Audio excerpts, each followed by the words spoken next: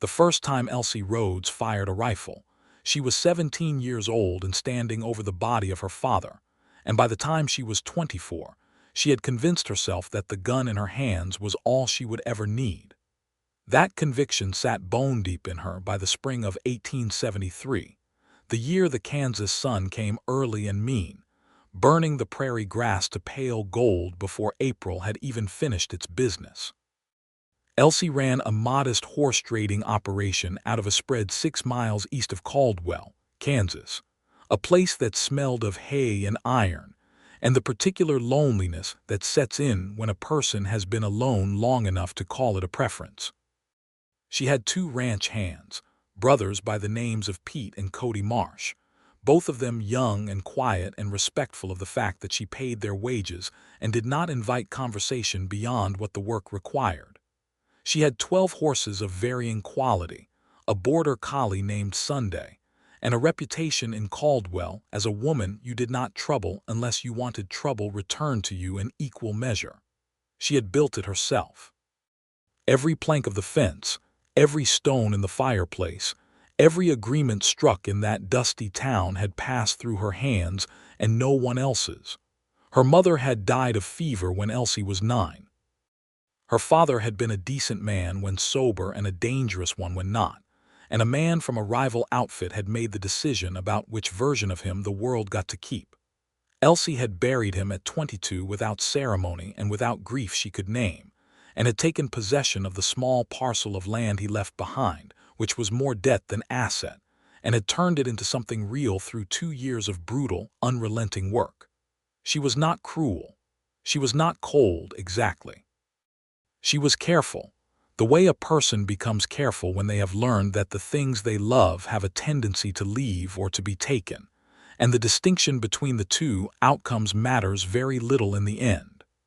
Aaron Blackwell arrived in Caldwell on the 2nd Thursday of April, with a horse that was going lame and a reputation that preceded him like a weather front. He was 28 years old, tall in the way of men who had spent years outdoors, with dark hair that needed cutting and eyes the color of creek water after rain, which is to say a gray-green that shifted depending on the light and his mood. He had ridden for the Kishom Trail 3 times as a drover, had done 2 seasons working cattle for a ranching outfit up near Abilene, and had most recently spent 8 months as a deputy sheriff in a small town in the Indian Territory, before the situation there had complicated itself beyond his willingness to stay. He had no family living. His mother had passed when he was 16.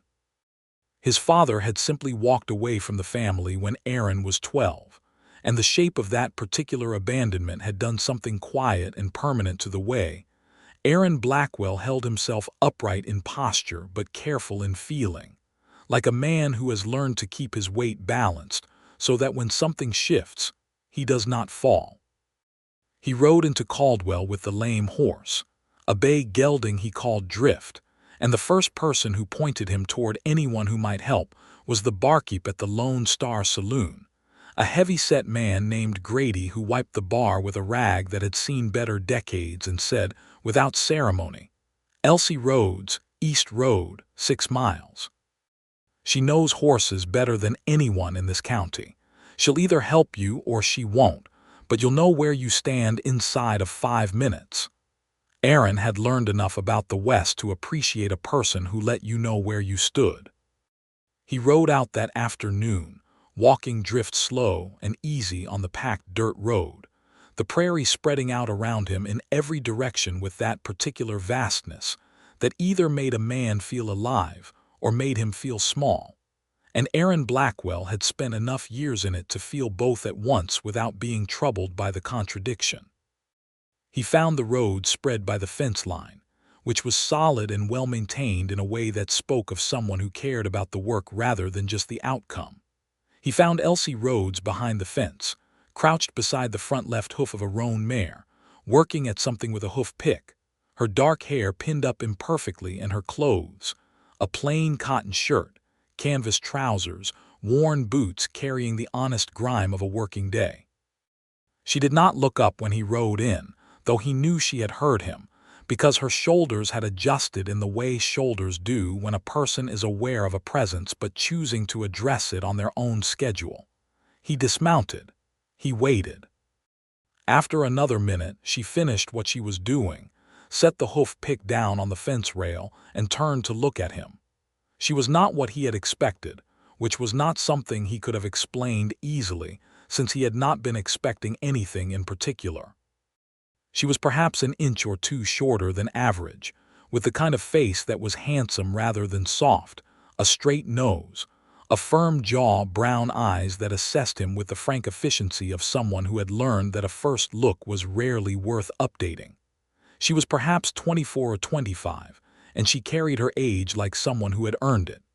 "You're the man with the lame horse," she said. Not a question. "News travels fast," Aaron said. "Caldwell is small." She walked over to where Drift stood, and she ran her hand along the gelding's neck and then down the left foreleg with a practiced, unhurried touch, and Drift, who was generally suspicious of strangers, stood still for her. "Hoof abscess," she said. "Maybe 2-3 days old, not severe yet, but it will be if you keep riding him." "Can you treat it?" She looked at him then, a direct and level look. "I can treat the horse.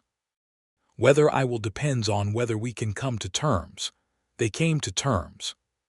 She charged him a fair rate for the treatment and the board while the horse healed, and she said it without apology and without inflection, as if the numbers were simply the numbers, and he appreciated that about her in a quiet way he did not examine too closely.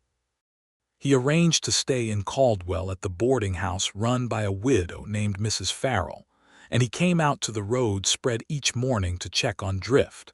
And on the first morning she was polite, and on the second morning she was warmer by approximately 4 degrees, which was barely measurable but which Aaron Blackwell measured anyway. On the third morning he found her trying to reset a fence post that had rotted at the base, working at it with a methodical fury that suggested she had been at it for some time and was not interested in admitting that the post had gotten the better of her. He stood and watched for a moment, and then he said, "You want a hand with that?" She looked at him. "I manage fine." "I didn't say you didn't." A pause. The post shifted again and she caught it. "You can hold it steady while I pack the base," she said, as if it cost her something, and maybe it did. He held the post and she worked the packed earth around it with efficient, strong hands, and they were close enough together that he could smell the clean scent of her hair beneath the prairie air, something like cedar and plain soap, and he kept his eyes on the horizon and his hands on the post and thought about nothing in particular. "You're from the territory," she said, not looking up from the base of the post. "The deputy work. Grady talks. Grady always talks." She packed another handful of earth. "Why did you leave?" He considered the question and the woman asking it. "Because the man I was working for had a way of doing things that I couldn't keep agreeing with and still respect myself in the morning." She sat back on her heels and looked at him. "That kind of honesty will get you in trouble around here." "It got me in trouble there, too," he said. "I'm starting to think it's just the kind of trouble I'm willing to have." She almost smiled.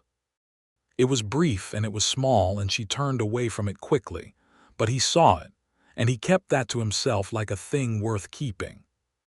Drift's hoof healed cleanly over the following week, which meant that Aaron Blackwell had no more practical reason to ride out to the road spread every morning, and he was honest enough with himself to know that the rides had stopped being purely about the horse somewhere around day 4. He went anyway on the 8th day, not in the morning but in the late afternoon, when the light was gold and long and the prairie smelled of warm grass and far-off rain, and he found Elsie sitting on the top rail of the corral fence watching a young quarter horse work a circle in the dust below. "Drift's healed," he said, coming up beside her. "I know." She did not look at him. "I checked him this morning." "Then I owe you the balance of what we agreed." "You paid it yesterday." He stood there, and she sat there, and the quarter horse moved in its circle, and neither of them said anything for long enough that the silence became a kind of conversation all its own. "I've been thinking about staying in Caldwell a while," he said finally. She turned to look at him then, and her expression was careful in the particular way of someone who has been caught wanting something and is deciding how to respond to that discovery. "Why?" "Because I haven't decided where I'm going next, and this is as good a place as any to figure it out." "You're a man without a plan," she said, and it was not entirely unkind, but it carried a note of something, a wariness perhaps, or the sound of an old opinion being confirmed. "I'm a man between plans," he corrected. "There's a difference." She turned back to the quarter horse. "You can stay in Caldwell," she said. "It's not my business what you do." But it was beginning to be, and they both knew it, and neither of them said so. He found work easily enough. An outfit near Caldwell was running cattle north and needed experienced hands who could be trusted with the logistics rather than just the labor. And Aaron's years on the Kishom Trail made him useful in ways that the foreman, a compact and serious man named Holt, seemed to genuinely value. The work gave Aaron structure and income and a reason to be in the county, and in the evenings he sometimes rode out to the East Road and stopped at the road spread. And sometimes Elsie was in the yard, and sometimes she was not. And on the evenings she was not. He told himself he had only ridden that way because it was a pleasant road, which was the kind of lie that is entirely transparent but serviceable. On the evenings she was. They fell into a habit that neither of them named. He would lean against the fence, and she would be doing some task, mending tack, or sorting invoices from the trading she'd done, or brushing out one of the horses, and they would talk about the work, about the cattle market, which was shifting as the railroads pushed further west, about the people in Caldwell, whom Elsie knew with the exhaustive familiarity of someone who had been there long enough to have opinions about everyone, about the territory, which Aaron described with a precision that suggested he had tried to understand it and not merely to survive it. He told her about the injustice of the way the territory was being managed, the way treaties were written and unwritten, the way men in government offices made decisions about land and lives from distances so great that the consequences never reached them. He spoke about it without performance, simply as a man who had been close enough to see it clearly and had not been able to pretend he hadn't. Elsie listened. She did not soften into sentiment about it, but she listened with a quality of attention that told him she was taking it seriously, and that was worth more to him than sympathy. "You care about things you're not obligated to care about," she said one evening near the end of May, when the nights had grown warm and the fireflies were just beginning their business in the grass. He looked at her. "Doesn't everyone?" "No," she said, and there was something flat and honest in it that told him she was not speaking only about abstract categories of people. He did not ask her to explain. He filed it away in the space where he kept the things about Elsie Rhodes that he was coming to understand without being told. The event that changed things, the way things are changed in the West, abruptly and without much warning, happened on the first Friday of June. Elsie had ridden into Caldwell to settle a trading agreement with a man named Forsyth, who ran a small livery, and had agreed to purchase 3 of her horses at a price they had negotiated by letter over the previous 2 weeks. She arrived at the livery in the late morning to find that Forsyth had revised his price downward by 30%, citing a buyer's market and the particular flexibility that men of a certain type believe they can exercise with a woman operating alone. Elsie was precise and controlled in her response. She told Forsyth that the price they had agreed upon in writing was the price she intended to receive, and that if he found that difficult to honor, she would sell the horses elsewhere and he could explain to his customers why his livery stock was declining. Forsyth had a way about him, not violent exactly, but the kind of man who fills a room with his confidence in his own authority, and he had 2 men with him who were not doing anything threatening but whose presence was clearly intended as a kind of furniture of intimidation. Aaron had not planned to be in Caldwell that afternoon. He had finished early with Holt's outfit and had ridden into town to pick up supplies from the dry goods store, and he came out with a flour sack and a paper-wrapped parcel of coffee, and found himself looking down the main street at the door of Forsyth's livery at the precise moment Elsie came out of it, her expression controlled and her jaw set in a way he had come to recognize as the look she wore when she was holding herself together by will alone. He saw her and she saw him, and something passed between them that was partly recognition and partly the particular relief of seeing a face you trust in a moment when trust feels sparse. He crossed the street. "What happened?" "Nothing I can't handle," she said immediately, and it came out automatically like a door closing. "I know you can handle it," he said, and his voice was even and without argument. "I'm asking what happened." She told him about Forsyth. She told him with clean, factual language, and he listened without interrupting, and when she finished he was quiet for a moment. "Do you have the letter, the agreement?" "In my saddlebag." "Then go to the land office and speak to the clerk. Written agreements are enforceable. Forsyth knows that, which is why he's trying to settle it here instead of in writing." He paused. "I'll come with you if you want." She looked at him steadily. "I don't need you to." "I know," he said. "Do you want me to?" The difference between the two questions hung in the air between them, the way differences of that kind do when they are being noticed for the first time. "Yes," she said, after a moment that cost her something. They went to the land office. The clerk, a fussy and efficient man named Hartwell who wore spectacles and kept meticulous records, confirmed that the written agreement constituted a binding commercial arrangement under Kansas law, and that Forsyth would be expected to honor it or face the consequences available to Elsie through the county court.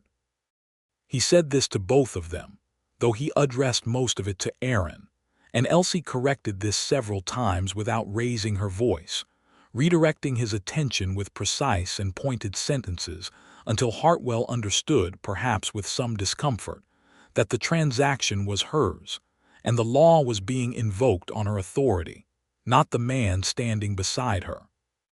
Aaron watched this and felt something he recognized, after a moment, as admiration of the kind that is not about beauty or charm, but about the particular satisfaction of watching a person be entirely and completely themselves. Forsyth honored the original price. He did it with poor grace and a tight mouth, but he did it, and Elsie took the bank draft and rode home with it and did not say much on the road out of town. Aaron rode beside her, not quite to the road spread because his own road branched off a mile before, and when they reached the fork he stopped and she stopped. "Thank you," she said. It came out simply, without the armor of qualification that she usually wrapped around things. "You did it," he said. Hartwell and Forsyth needed to understand what they were dealing with, and you made sure they understood it. She looked at him in the afternoon light, and the expression on her face was something he had not quite seen on it before, open, for a moment, like a window briefly raised. "Why do you keep showing up?" she asked, and it was a genuine question, not a defensive one. He was quiet for a moment because he wanted to give her a genuine answer. "Because I want to," he said finally, "and because you're worth showing up for." She looked at him for a long moment. Then she said, "I don't know what to do with that." "You don't have to do anything with it right now," he said. She nodded once and turned her horse for home, and he watched her go, and the feeling in his chest was complicated and clear at the same time, the way honest feelings tend to be. June deepened into July, and the heat settled over the Kansas prairie like something with weight and intention, pressing down on the land and the people moving across it. Aaron's work with Holt's outfit slackened as the main cattle drive north was completed, and he found himself with more time and less structure, which was a condition he had always been slightly uncomfortable in, since structure was the scaffolding that kept him from examining too carefully the architecture of his own loneliness. He spent more of that time at the road spread. He helped Elsie assess a group of new horses she'd acquired from a rancher selling out west of the county, and his eye for horseflesh was good enough that she took his assessments seriously even when she disagreed with them, which meant they argued about the horses with the engaged pleasure of two people who respect each other enough to push back. He helped Pete and Cody Marsh rebuild a section of the barn roof that had developed a dangerous softness in the boards, and he worked alongside them without direction or performance, just a man doing work that needed doing. And Pete, who was the elder of the brothers at 21, told him with simple directness that he was all right, which Aaron took as the considerable compliment it was. Elsie watched all of this from a slight distance, with the assessing quality she brought to everything, and she made no comment about it one way or another. But he noticed that she began to leave coffee on the stove in the mornings when he came by, which was a small thing and also not a small thing at all. One evening in mid-July, after they had eaten supper together for the third time in as many weeks, Elsie cooked with a no-nonsense competence that produced simple, good food, and she had begun setting an extra plate without being asked, which was the kind of thing he noticed and stored carefully. They were sitting on the porch in the low chair she kept there, and the evening was the kind of warm that is not uncomfortable, but that makes everything feel slightly suspended. As if time is moving more slowly than usual, she said, out of a silence that had been comfortable and easy, "I told myself a long time ago that I didn't need anyone." He did not respond immediately because he could hear that she was not finished. "After my father," she said, "after I took on the land alone, I told myself it was a strength, that needing people was a vulnerability I couldn't afford." "And now?" he asked very quietly. She looked out at the darkening prairie. "Now I think I told myself that because it was easier than admitting I was afraid." He let that settle. He was aware of his own heartbeat in the silence, steady and deliberately even, the way he held himself when something mattered enough to be careful about. "I don't need anyone either," he said then, and it came out plainly, without bravado, simply a man stating a fact about himself. "I told myself the same thing after my father left, after my mother died. I got very good at not needing anyone." She turned to look at him. "It's a lie, though," he said. "I know it's a lie, I'm just not always sure what to do about that." She was quiet for a long moment. "I don't need you," she said carefully. "I want you to know that I can run this place without you. I can live without you." "I know," he said. "But I don't want to," she said, and her voice was lower now, and there was something in it that had never been there before, something unguarded and real and a little frightened. "I don't want to not have you here. And I don't know when that happened, and it unnerves me considerably." He looked at her. She was looking back at him with the same directness she brought to everything, but underneath it was something tender and exposed that she was not trying to hide, which told him that this moment cost her something real. "I don't want to not have you here either," he said, "for what it's worth." "It's worth something," she said. They sat in the evening light with that between them, not resolved exactly, not named or claimed, but present and acknowledged, like a thing that has been in a room for a long time that two people have finally agreed to look at directly. The lie of not needing anyone sat between them too, but it was smaller than it had been and quieter. And as the evening wore on and the stars came out above the Kansas prairie in their broad and indifferent glory, the lie grew smaller still, until it was barely there at all. He reached across the arm of his chair and placed his hand on the arm of hers, not quite touching her hand but close enough that she could feel the warmth of it, and she looked down at it and then looked up at him and said nothing. But she turned her hand palm up in a movement so small it might have been involuntary, and he took it, and they sat like that in the dark for a long time. The lie was gone. What replaced it was not simple. Nothing honest and real is simple, but it was true. And in the West in 1873, truth was something you held onto with both hands. August brought complications that had nothing to do with feelings and everything to do with the land. A man named Doyle Carver rode into Caldwell from the east at the beginning of the month, representing an Eastern land consortium that had been acquiring Kansas properties with the kind of systematic efficiency that tends to follow the railroads, which were pushing the cattle trade and property values in directions that small operations could not easily navigate. Carver was polished in the way of men who have learned to use manners as a kind of tool, and he made the rounds of the county's smaller landholders with offers that were reasonable enough on their face, and that contained, in the language of the contracts he carried, conditions that were not reasonable at all. He came to the Rhodes spread on a Wednesday afternoon when Aaron happened to be there, and he made his offer in the sitting room with the particular performance of generosity that men like Carver had perfected, sitting forward in his chair and talking about opportunity and security, and the challenges facing small, independent operations in a changing market. Elsie listened with the controlled attention that Aaron recognized as her version of profound skepticism, and when Carver finished, she said, "I'd like to read the contract before I respond." Carver smiled and produced it, and she read it at the table with deliberate thoroughness while Carver made conversation with Aaron that Aaron participated in barely enough to be civil. When Elsie reached page 3 of the document, her expression shifted in a way that was barely visible but that Aaron caught. "This clause here," she said, putting her finger on the page. "This says that if the property changes use classification within 5 years of sale, the original seller forfeits any right to the additional valuation. What constitutes a change in use classification?" Carver's smile did not change. "That's a standard protective clause for the purchasing party. It's a standard clause for ensuring that if the railroad comes through this property and the land triples in value, the seller has no recourse," she said, and her voice was entirely level. "I'm not signing this." Carver's smile adjusted itself. He began to make the case for the offer with slightly less veneer on it, and there was a moment when he shifted from persuasion toward something that carried a faint but definite note of pressure, suggesting that the offer had a time limit and that other offers from other interested parties might become relevant if Elsie took too long to decide. Aaron set down his coffee and said, pleasantly, "Mr. Carver, I think Miss Rhodes has been clear about where she stands. Is there anything else you'd like to discuss?"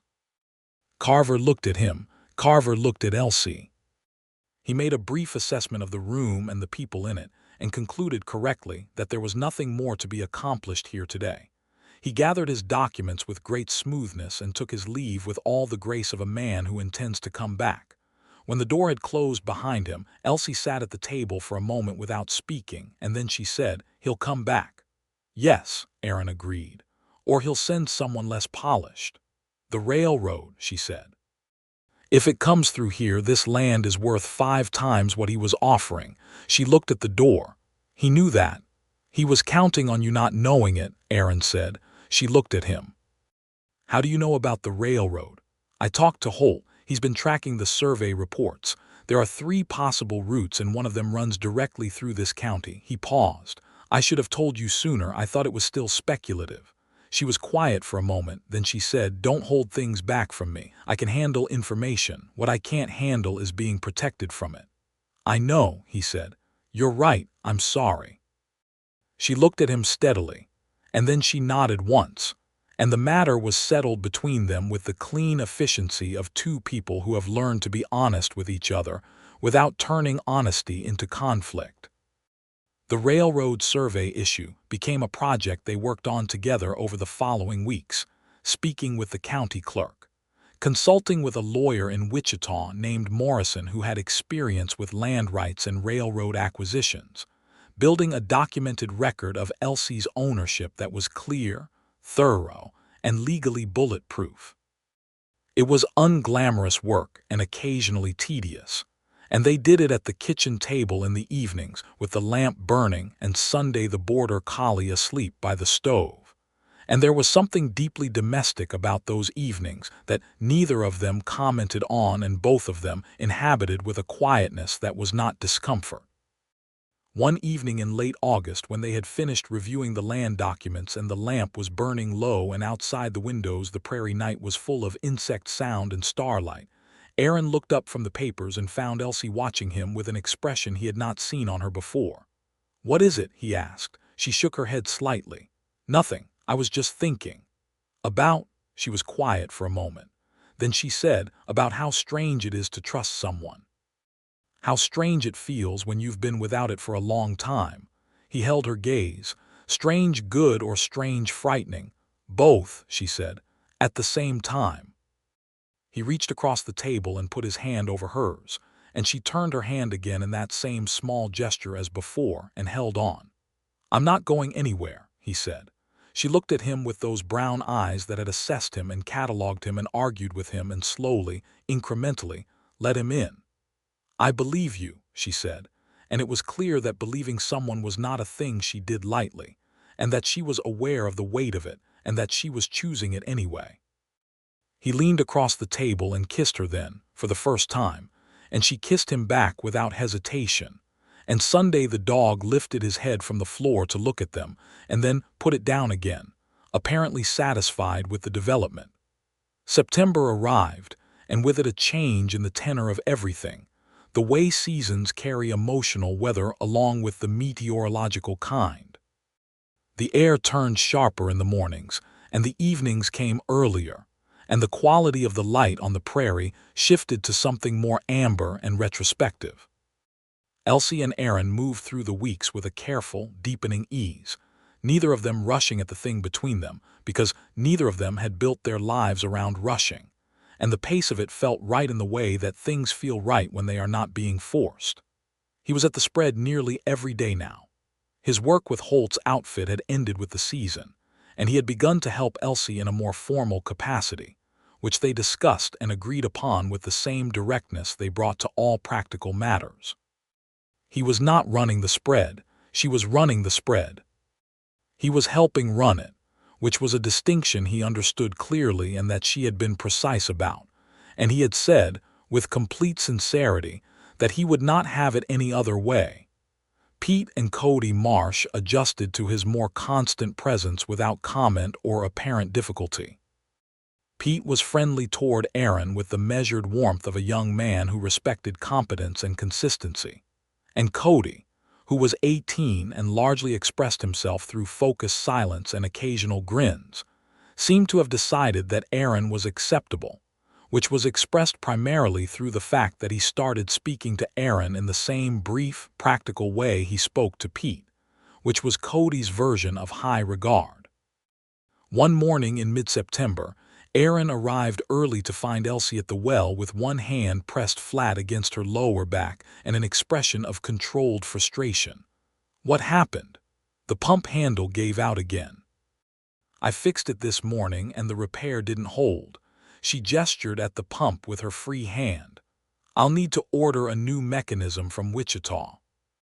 "Let me look at it," he said, and she stepped aside, which she would not have done in April, and he crouched and looked at the mechanism with the careful attention of someone who had spent years learning to fix the things that broke in places where no one else would come to fix them, and after a few minutes he said, "I can make a repair that'll hold until the new part comes. It won't be elegant." "It doesn't need to be elegant," she said. "It needs to work." "Story of most things worth doing," he said, and she laughed. A brief, genuine sound, unguarded and warm, and he looked up at her from his crouch, and the morning light was on her face, and she was laughing, and it was the most beautiful thing he had ever seen in his life, which was a thought he had with complete clarity, and that he sat with for a moment before returning his attention to the pump. He repaired the pump. It held. The courtship, if that was what it was, and it was, though neither of them had used that word, was interrupted at the end of September by the arrival of a man who had known Aaron in the territory. His name was Vic Soller, and he was not someone Aaron was glad to see. Soller had been a marshal's man in the territory, the kind of man who operated in the space between legal and expedient, and he had parted ways with Aaron on terms that were civil in their surface and difficult in their substance. Because Aaron had refused to look away from something, Soller had done that was wrong, and Soller had not forgotten being witnessed in that way. He rode into Caldwell on a Tuesday and found his way to the road spread by what felt like too much efficiency, and he arrived at midday when Elsie was in the barn and Aaron was in the yard mending a length of rope, and Soller dismounted and looked at Aaron with the particular expression of a man who has decided in advance what the interaction will mean. "Blackwell," he said. "Heard you'd settled here." "Passing through," Aaron said, which was the automatic response of years and was also no longer true, and he knew it wasn't as he said it. Soller looked around the spread with an assessment that took in the horses and the barn and the house, and the woman who had appeared in the barn doorway when she heard a strange voice. "Nice setup," he said. "Belongs to her." "It does," Aaron said. "What do you want, Vic?" Solar said he wanted a conversation, and the conversation, conducted at a reasonable distance from the house while Elsie watched from the yard with Sunday beside her, was about the incident in the territory. Solar had heard that Aaron had made a formal statement to the federal land office about what he had witnessed, a statement about the misappropriation of designated reservation land by men with connections to the marshal's office. Solar wanted to know if that statement had gone anywhere, and the way he wanted to know it carried an implication that was not quite a threat but occupied the neighboring territory. Aaron told him the truth. The statement had been filed. What happened to it after that was in other hands.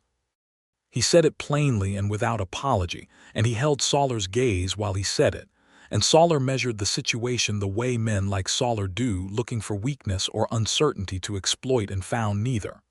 "You made an enemy over something that wasn't going to be fixed anyway," Solar said. "Maybe," Aaron said, "but I know what I saw." Solar left without further incident. He rode back toward town and did not look back. Aaron watched him go and then turned to find Elsie standing close behind him, closer than he expected. "Tell me," she said. He told her everything. He started at the beginning in the territory with the land situation and what he had seen, and he went through it clearly and completely, and she listened with that attention that had become one of the things he valued most about her, the kind of listening that did not interrupt or editorialize but simply received. When he finished, she said, "Do you think he'll cause trouble here?"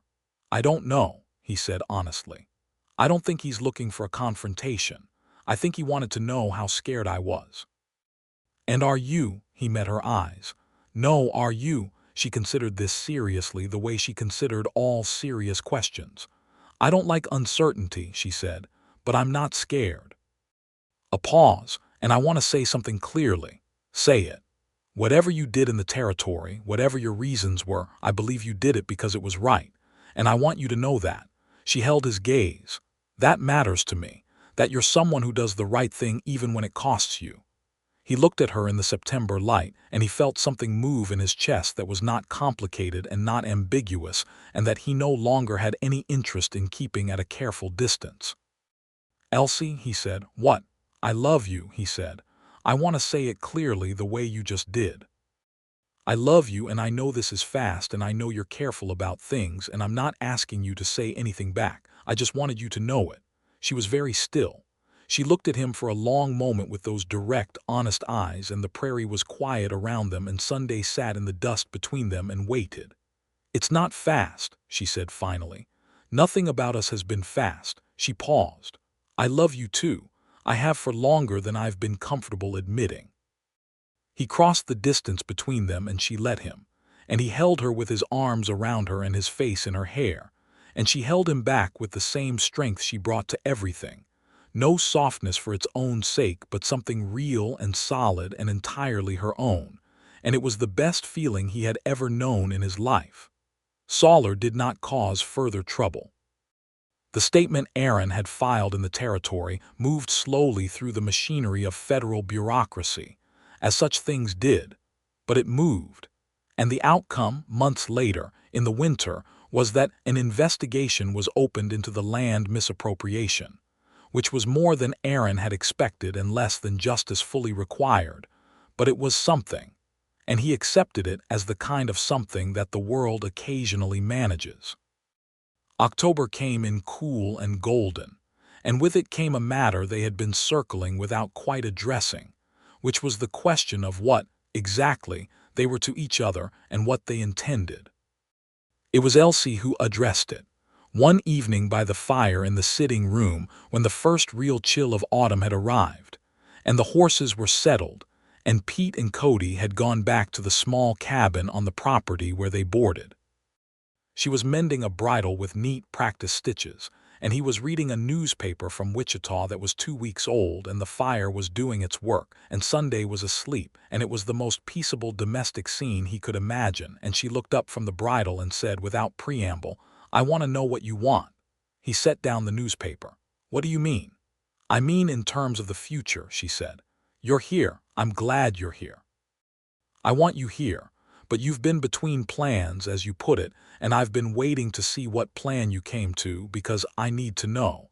She looked at the bridle for a moment and then back at him. "I can't let myself count on something that might change." He understood what she was really saying.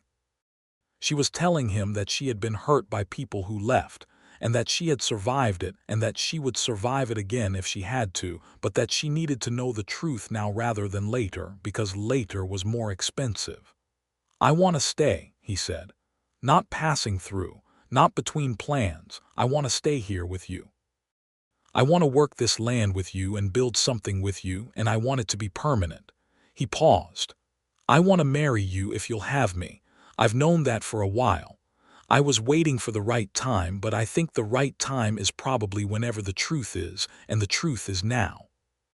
She set the bridle down on her lap and looked at him with an expression that moved through several things quickly: surprise, though not complete surprise, and something vulnerable, and something that might have been relief.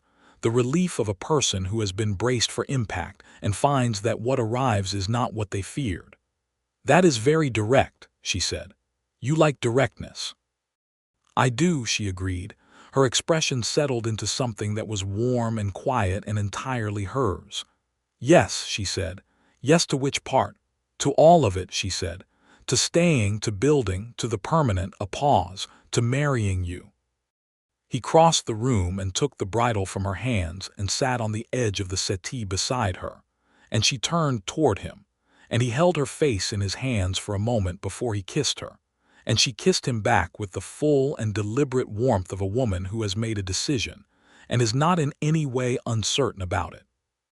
They were married in November, on a clear, cold day when the sky was the sharp, particular blue that only Kansas in autumn produces, a blue so clean and so uncompromising that it seemed to hold a kind of promise. The ceremony was conducted by the Methodist minister in Caldwell, a gentle and somewhat absent-minded man named Reverend Clough, who had married enough people on the frontier to understand that the language of commitment needed to be plain and real, and not overly adorned with sentiment that did not belong to the specific people making the specific promises. The wedding was small. Pete and Cody Marsh were there, cleaned up and a little stiff in their good shirts. Grady from the saloon came, because he had been the one to send Aaron east on the road to the Rhodes spread in the first place, and he felt, with some justification, that this gave him a proprietary interest in the outcome. Mrs. Farrell from the boarding house came. A woman named Clara Hines, who ran the dry goods store and who had been quietly friendly to Elsie over the years in the way of women who recognize each other's competence, came and brought a pie. Holt, Aaron's former employer, came and shook Aaron's hand with the grave approval of a man who respects what he sees. Elsie wore a dress of dark blue wool that she had made in Wichita on a practical trip the month before, and she wore her hair pinned up more carefully than usual, with small pieces of it loose at her temples in a way that was almost soft, and she looked at Aaron through the ceremony with the same directness she brought to everything. And when Reverend Clough asked if she took this man to be her husband, she said yes with a clarity that made several people in the small gathering straighten slightly. Because it was the kind of yes that meant exactly what it said, and nothing less. Aaron looked at her and said his own yes with the same quality of intention, and Reverend Clough declared them married and beamed at them with genuine pleasure, and Grady started a round of applause in the back that was enthusiastically, if slightly chaotically, taken up by everyone present. The celebration afterward was at the Rhodes spread, the Blackwell Rhodes spread, as Aaron immediately began calling it, and Elsie corrected him once, saying it was the Rhodes spread, and he said, evenly and with warmth, that he thought they were building something together and that the name should reflect that, and she looked at him for a moment and then said, "The Blackwell Rhodes spread," in a tone that suggested this was a concession she was making from a position of complete choice, which it was, and which was exactly right. They ate Clara Hines' pie and Mrs. Farrell's apple cake, and a roast that Pete and Cody had spent the morning preparing with the focused dedication of young men given a task with clear parameters, and they sat around the fire in the evening after the guests had gone, the two of them and Sunday and the warmth of the November night outside the windows, and it was the most complete Aaron Blackwell had felt in his adult life. Happy, he asked her, because he wanted to hear her say it. She looked at him from the chair she was sitting in, curled sideways against the arm with her feet tucked under her dark hair finally fully down, and her face was relaxed in a way that he had seen more and more in the recent weeks, but that still had the quality of something he did not take for granted. "Yes," she said. "Are you?" "Very much," he said. She smiled at him. It was the full version, unguarded, warm, entirely Elsie Rhodes, and it undid him in the quiet way that things which are real tend to undo you. The winter of 1873 into 1874 was not easy. Winters on the Kansas prairie rarely were. But it was good in the way that shared difficulty tends to be good when you are sharing it with the right person. The cold came hard in December, and they lost 2 horses to a fever that swept through the county and took animals from several operations. And the loss was real, and it hurt Elsie in the practical and personal way that the loss of animals hurts people who care for them. And Aaron sat with her through the nights of it without offering empty reassurance, just presence, which was what she needed. They rebuilt in January, acquiring 2 new horses from a rancher further north who was selling out, and the negotiations were conducted by both of them together, which Aaron noticed had become entirely natural, the way they moved in tandem without either of them being subordinate or effaced. She had the read on the horses and he had the relationship with the seller's contact, and together they got better terms than either would have managed alone, and on the ride home she said, with satisfaction, "That was good work." "It was," he agreed, and they rode in easy silence under the January sky, and it was good in the marrow. Doyle Carver returned in February, with a revised offer that was more straightforwardly generous and a contract that had been adjusted to remove the most predatory clauses. He sat in the same sitting room where he had sat in August and made his case with less performance and more honesty, and Elsie and Aaron read the contract together at the table while Carver sat and waited, and when they had read it, they looked at each other with the shorthand of people who have learned to speak volumes in a glance. "No," Elsie said to Carver, "the land is not for sale. Not at any price that can be offered in the current market, because the current market does not reflect the actual value of what this property will be worth in 2 years. She put the contract on the table between them.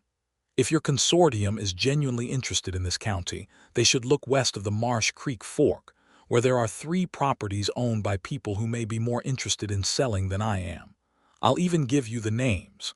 Carver looked at her. He looked at Aaron. He picked up his contract. "You're a very direct woman, Mrs. Blackwell Rhodes."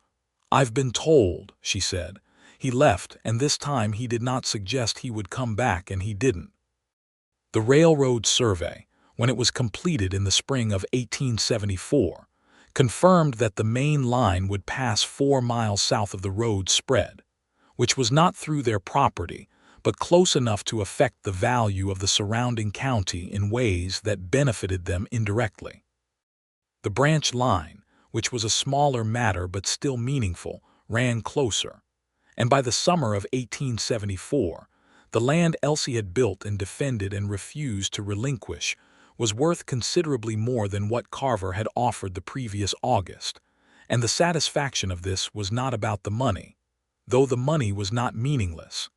It was about being right, about having known the worth of something when other people wanted to tell her she was mistaken. She told Aaron about this feeling one evening in the summer, with the precision she brought to all her emotional accounting, and he listened and then said, "You always knew what it was worth." "I needed someone who believed me," she said. "That helped." "You didn't need me to believe you," he said. "You were going to hold the line regardless." "Yes," she said, "but it was better with someone who believed me." He understood the distinction and he honored it. The spring of 1874 brought something else. Elsie told him in March that she was expecting, with the same directness she brought to all facts, standing in the kitchen with the morning light coming through the east window and Sunday watching from his spot by the stove. He looked at her face, which was its usual controlled self with something running below the surface that he had learned to read, and he crossed the kitchen and held her, and she held him back with the firmness that was entirely hers. "Are you frightened?" he asked against her hair. "Of the birth, a little," she said honestly. "Of the rest of it, of being a mother, yes, some." "We'll figure it out," he said, "the way we figure everything out." She pulled back far enough to look at him. "You're very confident for a man who has no more experience at this than I do." "Less," he said. "I'm confident because you're the most capable person I know, and because we'll figure it out together, and those two things seem like enough." She held his gaze, and something in her face softened into a smile, and she said, "That is an extraordinary amount of faith." "You've earned it," he said. The pregnancy was not easy in the first months. She was sick in the mornings with a regularity that she bore with grim pragmatism, continuing to work through it in a reduced capacity that she negotiated with herself, making concessions she would not discuss, but that Aaron observed and accommodated without making them a subject of conversation, which was the right way to do it. By summer she was better, and the work of the spread continued in its rhythm, adjusted where it needed to be, and Pete and Cody stepped up in their responsibilities with the uncomplaining steadiness that made them invaluable. Aaron wrote a letter in June to the Federal Land Office following up on the inquiry about the territory situation.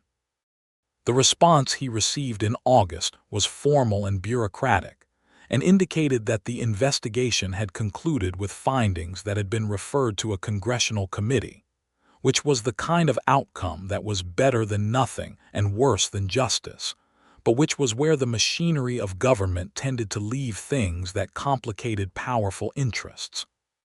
He accepted it with the clear-eyed pragmatism of a man who had done what he could do and knew the limits of individual action in the face of systemic patterns, and he filed the letter and did not let it consume him. Clara Hinz, who had become a genuine friend to Elsie over the course of the year, came out to the spread regularly through the summer and fall, ostensibly for commerce. She was one of the main buyers for the horses Elsie traded, for transport purposes for the store, but also for the company, which Elsie received more easily now than she would have 2 years before. They sat on the porch in the evening sometimes, the three of them, Aaron and Elsie and Clara was clever and funny and asked questions that she expected to be answered honestly, and the evenings were easy and full of real conversation about real things, which was the only kind of conversation Elsie had ever been able to sustain with any pleasure. On a cold November morning in 1874, exactly 1 year after their wedding, Elsie gave birth to a son. The birth was attended by a midwife named Mrs. Pratt, who had delivered half the babies in the county and had the weathered competence to prove it, and it was long and difficult in the way that first births tend to be, and Aaron sat outside the closed bedroom door for most of it in a state of controlled anxiety that he refused to let become something dramatic, because the house needed to be calm and he could be useful by being calm. When Mrs. Pratt opened the door and told him he could come in, the baby was wrapped in a flannel blanket and Elsie was exhausted and pale and entirely herself, holding the small bundle against her with the arms that were usually busy with horses and tools, and the work of the land now curved around this new, small, astonishing person. He sat on the edge of the bed and looked at both of them, and something in his chest opened up in a way that had no precedent in his experience, and that he did not try to name because it was larger than naming. "He's got your nose," Elsie said, looking at the baby. "Poor child," Aaron said, and she laughed, soft and tired. "What do you want to name him?" They had discussed it in the months before, going back and forth, and had arrived at a name that suited them both, James, for no particular reason other than it was solid and unpretentious and sounded like a person who would know how to stand on his own feet, which was what both of them hoped for in a child. James Aaron Blackwell Rhodes, which was a long name for a very small person, but which fit the size of the world they intended to give him. James Aaron Blackwell Rhodes was a healthy and opinionated infant who made his preferences known with the direct efficiency of both his parents, and who grew through that first winter with a steady insistence on existing that Elsie found, to her own surprise, deeply funny.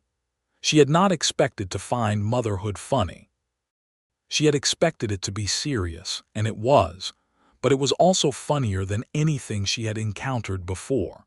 And Aaron, who came to the work of fatherhood with complete willingness and without the performance of authority, discovered that he was better at it than he had feared, and that the fear had been the hardest part. The year 1875 opened on the Blackwell Road spread with the particular quality of a life that has found its shape.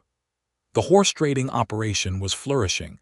Elsie had expanded it carefully, adding a reputation for quality that carried through Caldwell and into the surrounding counties, and she had developed relationships with several cattle operations that needed reliable remounts, which was a steadier source of income than the retail trade. Aaron had become more formally involved in the operations management, taking over the purchase and assessment side of the business with the full confidence of someone who had been given real authority and intended to be worthy of it, while Elsie focused on the breeding program she had been developing, working toward building a small line of reliable, well-tempered quarter horses that could carry the operation forward into the next decade. Pete Marsh married a girl from Caldwell named Dora in the spring of 1875, a young woman with red hair and a quick laugh who took to the life of the spread with easy adaptability. And Elsie, who had been precise and slightly guarded with most people, surprised herself by genuinely liking Dora, who had no interest in pretense and who talked to Elsie as an equal from the first week, which was the only way to talk to Elsie that worked. Pete and Dora lived in the small cabin on the property, and the spread had acquired the character of a small, genuine community, which was not what Elsie had planned when she had built the fence lines in 1871 and told herself that a gun and a clear boundary were all she needed. In the summer of 1875, a series of thunderstorms swept the county with unusual violence, and the worst of them hit the spread on a Thursday night in August when the sky went green before dinner, and then opened up with the particular biblical fury of a Great Plains storm that has built itself up over 1,000 miles of flat land and has nowhere to put all that energy except downward. The barn roof took the worst of it, and Aaron and Pete spent a terrifying hour in the dark and the wind getting the horses out and into the stone-walled paddock while the wood above them groaned and shifted, and Elsie managed the house with Dora and James and Cody, and when it was over they stood in the aftermath and looked at what was damaged and what was whole. The roof was damaged. Several fence sections were down. A small outbuilding had collapsed entirely. No one was hurt. The horses were all safe. They began the repair the next morning, all of them together, and it took 2 weeks. And during those 2 weeks they worked with the exhausted, purposeful solidarity of a group of people who have come through something hard together and are getting on with the business of after. Aaron worked from before sunrise until after sunset with the focused physical commitment of a man who deals with difficulty by addressing it directly. And Elsie, with James on a blanket in the shade of the remaining barn wall, directed the repair of the fence sections with the authority of someone who had built them the first time and knew exactly how they needed to be. On the evening the last section was fixed, when the spread looked whole again in the long summer light, Aaron came and sat beside her on the porch steps where she was holding a sleeping James, and he was dirty and tired and very much present, and she leaned her head against his shoulder without saying anything, and he put his arm around her, and they looked at the spread they had built together in the copper light of evening. "We're all right," she said. "We are," he agreed. "I didn't think this would be my life," she said quietly. Not with regret she was incapable of dishonest sentiment, but with the honest wonder of a person who has arrived somewhere they did not anticipate and found it better than anything they would have planned. "What did you think it would be?" he asked. "Smaller," she said. "Harder, more alone." He pressed his lips to the top of her head. "I'm very glad you were wrong." "So am I," she said. That almost never happens." He laughed against her hair, and she laughed too, and James stirred in her arms and settled. And Sunday the dog came and flopped at their feet with his usual dramatic announcement of comfort, and the evening settled around them like something earned. The years that followed built on each other with the accumulation of real lives, which is to say they were not perfectly smooth, because no real life is. There were seasons that were lean and seasons that were prosperous, and there were disagreements between Elsie and Aaron that were occasionally fierce and always resolved, because they had both agreed early on, not in so many words but in the practice of it, that they would rather fight clearly than retreat into silence, and that the fight was always about the problem and never about the person. There were times when the weight of the land and the horses and the accounts pressed down on them both, and times when the county felt like a small and somewhat suffocating world, and times when the plains opened up into something so vast and beautiful that it felt like being forgiven for something without being sure what. James grew from infant to toddler to small, purposeful boy with the particular intensity of a child who has been raised to take the world seriously. He had his mother's eyes and his father's quietness, and a will that was entirely his own, which expressed itself primarily in a determination to be involved in whatever the horses were doing at all times. By the time he was 3, he was riding in front of Elsie on the saddle with the focused attention of someone learning everything there was to know, and Aaron watched this from the fence rail with the full warmth of a man who is watching the people he loves the most doing the thing they love the most together, and thought that if this was the shape of his life, he had nothing to ask for.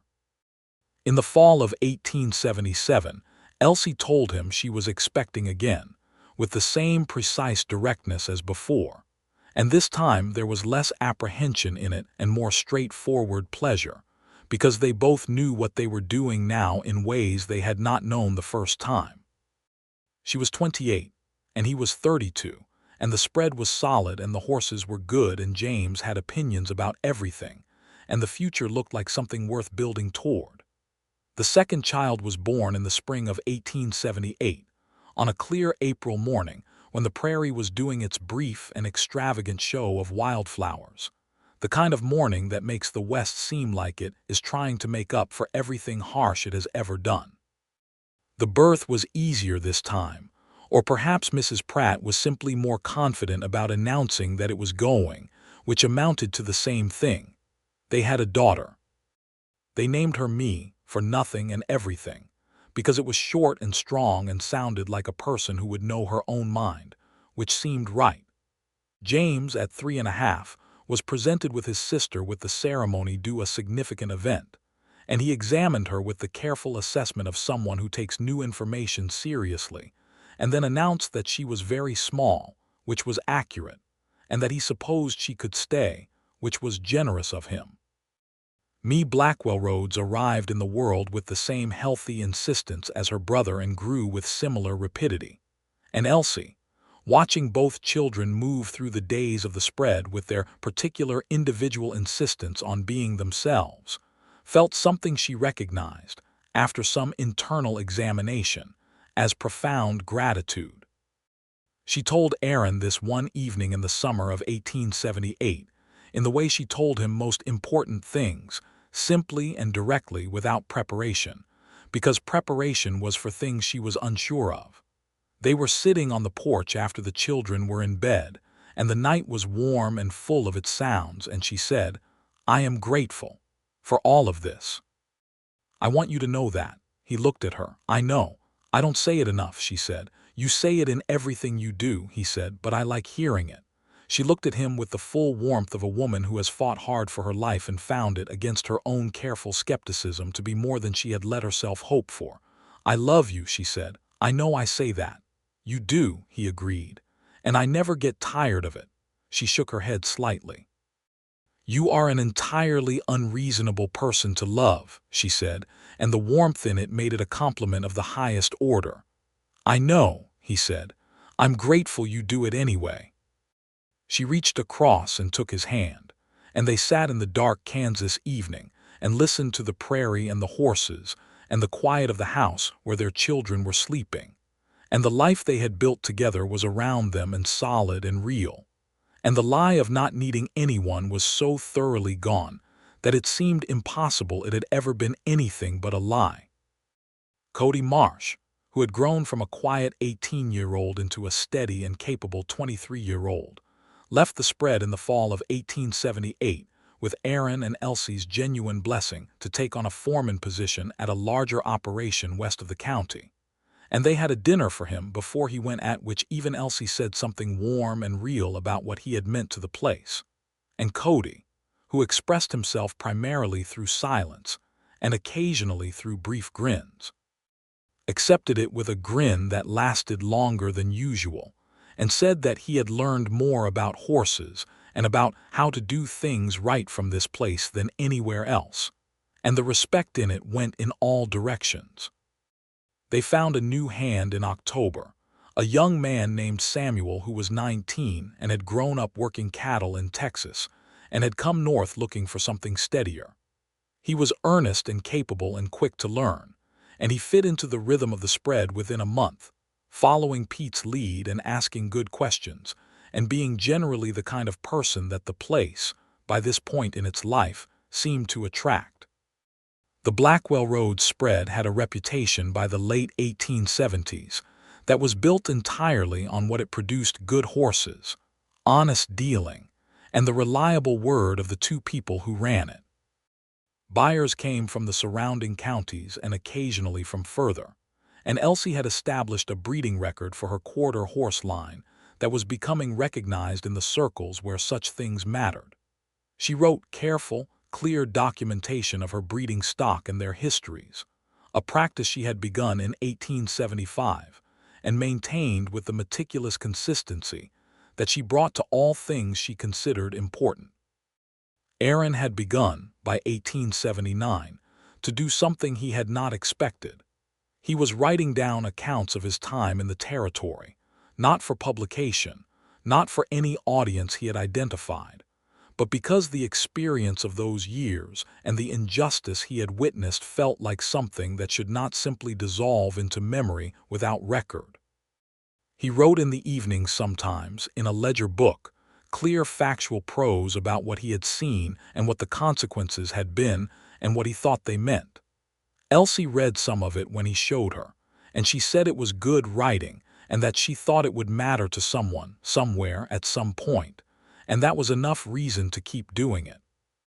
In 1879, a newspaper in Wichita expressed interest in printing a series of pieces on the territory situation, having heard of Aaron's documentation through a correspondent who was covering federal land policy.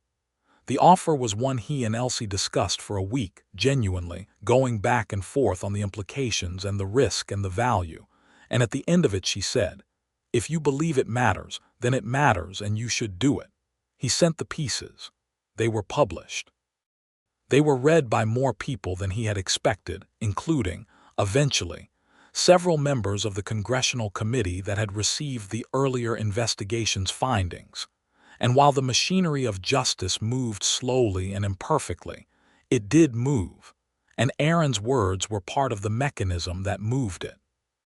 He told Elsie when the letter came acknowledging the impact of the pieces, and she read it at the kitchen table with James sitting beside her looking at his slate and me asleep in the next room, and she looked up at him when she finished and said, "I told you it would matter." "You did," he agreed. "You should listen to me more often." "I always listen to you," he said, and she raised an eyebrow in the expressive way she had developed for statements she assessed as partially accurate, and he laughed, and she almost kept her face straight before the smile broke through. The summer of 1879 brought a season of particular beauty on the Kansas prairie, the kind that seems almost implausible, the wildflowers in their full abundance, the sky in its deep and endless blue, the evenings so long and golden they seemed to be arguing for the permanence of good things. The spread was at its best, the horses flourishing, the quarter horse line producing 3 foals in the spring that were everything Elsie had worked toward in their temperament and conformation, and the accounts were solid, and the children were growing into people with distinct and genuine characters. James was 5 and had acquired his mother's directness and his father's willingness to be wrong about something and learn from it, which was a promising combination. He had already declared his intention to work the horses when he was older, which surprised no one, and he had also declared his intention to be taller than his father, which Aaron had gravely agreed was an admirable goal. Me was 1.5 and had opinions about everything in the way of children that age, expressed with the full force of her limited vocabulary, and supplemented by the expressive physical emphasis of someone who has not yet learned to moderate themselves, which everyone around her found enormously entertaining and occasionally exhausting. On a July evening in that fine summer, Aaron and Elsie rode out together after the children were in Dora's capable care, the way they did sometimes when the evening was right for it, riding west along the ridge where you could see the spread laid out below, and the plains extending in all directions into the vast Kansas silence. They rode at a walk, side by side, and the horses were easy beneath them and the air was warm and full of summer, and after a while they stopped at the highest point of the ridge and looked out. 6 years ago, Elsie said, looking at the spread below. 6 years ago I was out there mending that south fence alone and I thought that was what my life would be. Was that bad? He asked. He was not asking to challenge her. He was asking because he wanted to understand her completely, the way he had been working at understanding her for 6 years. No, she said, considering it honestly. It wasn't bad. I was good at it. I was content enough. She looked at the horizon. But content is not the same as this. What is this? He asked. She turned to look at him and the evening light was on her face and she was 30 years old and she looked like herself, completely and entirely herself, and she said, happy. I am happy, Aaron. I didn't expect to be. I had decided not to expect it, which I thought was sensible, and I was wrong. A pause. You made me wrong about that. It's one of your most useful qualities.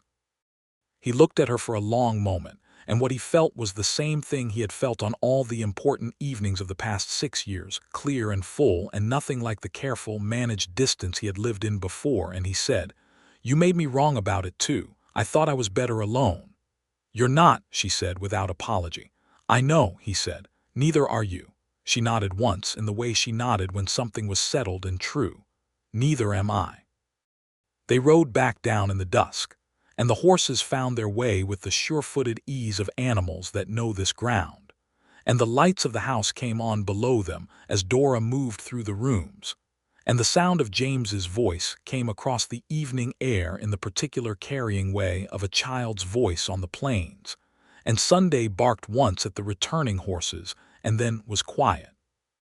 They came into the yard and dismounted, and Pete came out to take the horses without being asked, with the easy efficiency of a man who knows his work, and they went inside to where the lamp was lit, and Me was in her cradle and James was sitting at the table with Dora, his slate before him and his face contracted in the fierce concentration he brought to anything he was learning.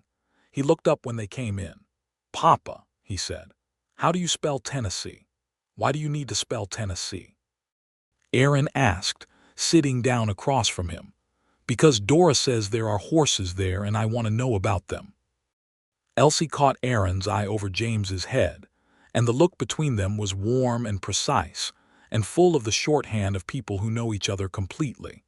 And she went to the stove and began making the supper, and Aaron sat with James and spelled Tennessee and explained about the horses, and Me slept in her cradle, and Sunday arranged himself by the fire, and the house held all of them in the steady warmth of a life that was exactly what it was supposed to be.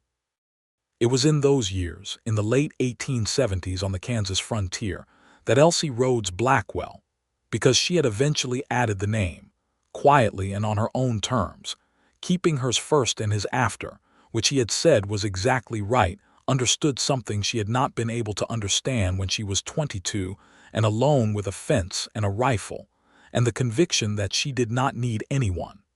The conviction had been the armor of a person who had been hurt. The armor had served its purpose, but a person cannot live in armor without it eventually becoming the thing that limits them rather than the thing that protects them. She had taken it off slowly, in the presence of a man who had worn the same armor and recognized its weight and never once made her feel that its removal was a surrender. It had not been a surrender. It had been a choice, made from a position of strength by a woman who knew what she was choosing and why, and who had chosen it for herself as much as for anyone else. She did need people. She needed Aaron. She needed her children. She needed Clara and Dora and Pete, and the particular community that had built itself around the spread without her planning it. She needed Sunday, who was getting old now and slept more than he used to, but who was still entirely himself, still faithful to the people he had chosen, still present in all the ways that mattered. And Aaron needed her. He had needed her from the moment he rode up the East Road on a lame horse and found her crouching by the fence with a hoof pick and the complete and competent authority of a person who knows what they are doing and does not require an audience. He needed her directness and her honesty and her refusal to pretend that things were different than they were. He needed her particular laughter, which was real because she did not laugh at things that weren't funny. He needed her at the table and on the road and in the evenings, and in the mornings when the prairie light came in gray and golden and the day was beginning. They had both said they did not need anyone. They had said it and believed it and built their lives around it. And they had sat with that lie between them, sat on the porch in the warm dark with the fireflies and the stars and the silence of the plains, until the lie had become so thin and transparent that it dissolved entirely, leaving only the truth, which was this: two people, particular and specific and genuinely themselves, who had found in each other the one person they could not have designed in advance and would not have traded for anything the world had to offer. The lie was gone. In its place was a spread on the Kansas prairie, solid and real, with 12 horses and a quarter horse line of growing reputation, and a dog named Sunday who was getting gray around the muzzle, and a boy who wanted to know about Tennessee horses and intended to be taller than his father, and a girl who had opinions about everything and had already figured out how to make her brother do what she wanted, and a woman who ran the place with her full intelligence and her full heart, and a man who had arrived on a lame horse and decided this was where he was going, and that had turned out to be the truest and most useful decision of his life. In the spring of 1880, Elsie stood at the fence of the East Paddock, where the 3 new quarter-horse foals were at their morning business of being young and alive and uncontrollably beautiful, and Aaron came to stand beside her, coffee in hand, in the early light that was just clearing the horizon and turning the world amber and gold. James was visible in the distance, running toward the barn with the urgency of a child who has just remembered something important. Me's voice came from inside the house, conducting some indecipherable negotiation with Dora. "I have been thinking," Elsie said, watching the foals. "About what?" "About whether we should take on the Hartley parcel if it comes available. It would give us another 20 acres of grazing land, and we could expand the breeding program by 2 more mares without straining the current capacity." He considered this seriously. "When would it come available?" "Hartley is talking about moving his family to Colorado." Clara heard it from the land office clerk.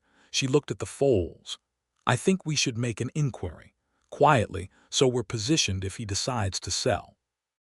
"I agree," he said. "You want me to speak to Morrison?" "I'll write to him today," she said. She turned to look at him. "Do you have objections?" "None," he said. She nodded. "Good." She returned her gaze to the foals. "That one," she said, indicating the smallest, a bay filly with a white star on her forehead. "She's going to be exceptional." He looked at the filly, who was executing a small, spirited buck for no reason beyond the joy of being able to, and said, "I think you're right." "I usually am," Elsie said, and it was not arrogance. It was the calm assessment of a person who has learned to trust her own judgment, and earned that trust through years of being in the world and paying attention to what it told her. He smiled at the horizon. She stood beside him at the fence in the morning light on the Kansas prairie in the spring of 1880, and the day was beginning, and the horses were in the paddock, and the children were loud and present and alive, and Sunday came limping out of the barn to sit in a patch of sunlight with the contentment of an old dog who knows exactly where he belongs, and Elsie Rhodes and Aaron Blackwell, who had told each other they did not need anyone, and who had sat with that lie between them on a warm, dark evening with the fireflies rising from the grass, until the lie had quietly, entirely, and permanently gone, stood together at the fence of the spread they had built from want and work and will end. The particular grace of having found the right person in the right place at what had turned out, despite all evidence to the contrary, to be exactly the right time. The foals moved through the gold morning light, young and strong and full of the future. The day opened around them like a hand. They were home.